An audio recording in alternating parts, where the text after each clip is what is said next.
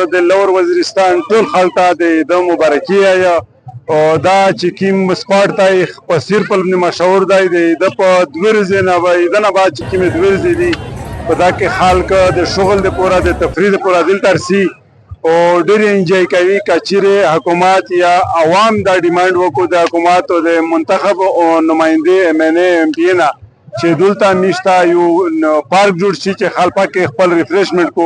میږو د حکومت ډېره شکریه ادا کړي. بسم الله الرحمن الرحیم. په ټول ناول زه د لور وزیرستان غراتي عوام ته د کامې د د ماز نه مبارکي ورکوم او ورسره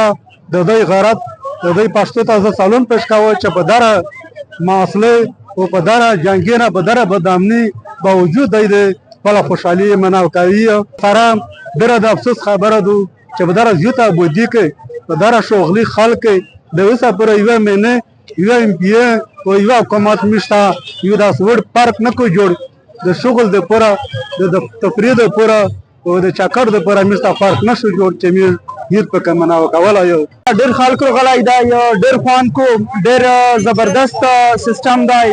خلک دغه ډېر انجوای کوي. خو موږ غاته ریکویسټ کوي چې د خلکو دپاره پارکونه جوړ شي د انجوایمنټ دپاره د ریفریشمنټ دپاره داسې ځایونه وي چې خلک د ټوریزم دپاره درېمي او د هغه نه خوند واخلي.